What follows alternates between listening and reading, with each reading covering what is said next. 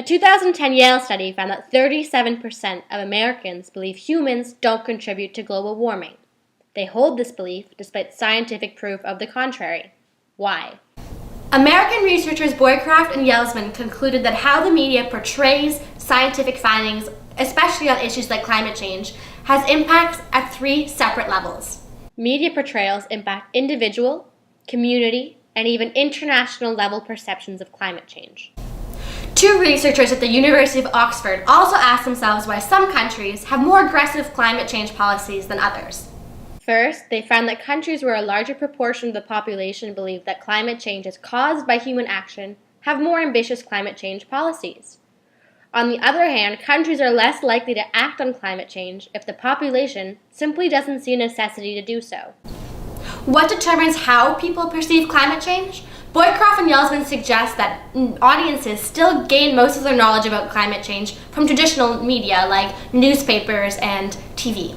Interestingly enough, the Oxford study also concluded that countries with strong corporate or state control over media organizations were less likely to have strong policies to counter climate change. A 2013 study examined what determines how the media covers climate change. It found that interactions between policymakers, scientists, media actors, journalistic norms, and routines impact this coverage.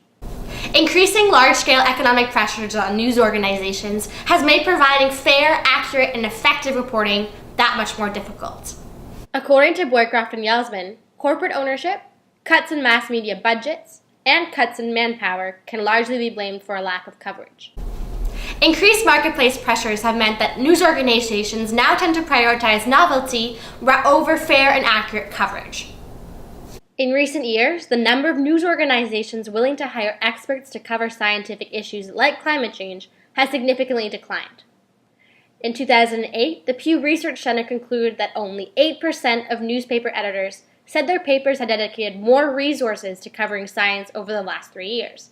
Comparatively, 24% of these newspaper editors said that in fact it had dedicated less resources to the topic.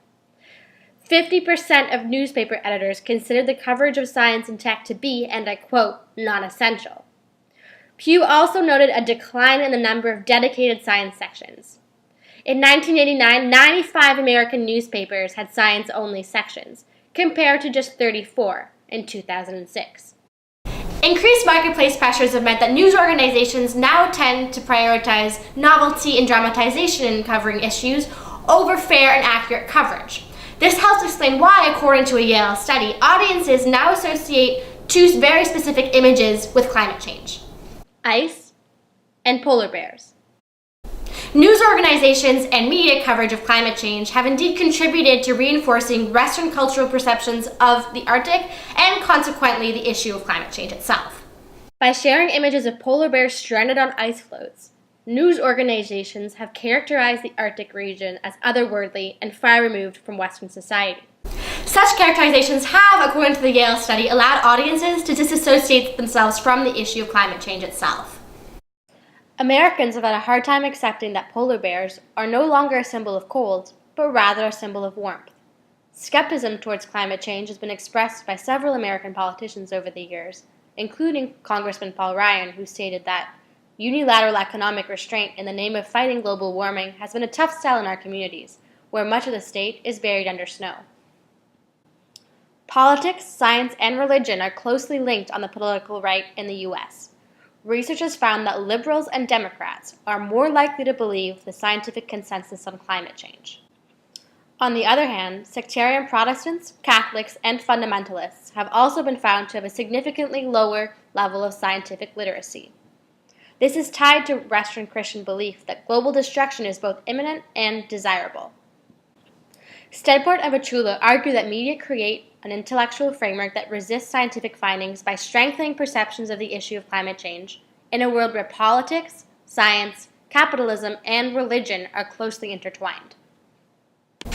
To sum things up, the commercialization of media and news organizations has contributed to a decline in the depth and quality of media coverage of climate change. This in turn has impacted how audiences come to perceive climate change and consequently which policies are implemented by governments in efforts to fight it.